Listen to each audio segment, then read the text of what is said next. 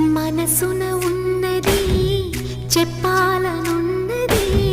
మాటలు రావే ఎలా మాటున ఉన్నది ఓ మంచి సంగతి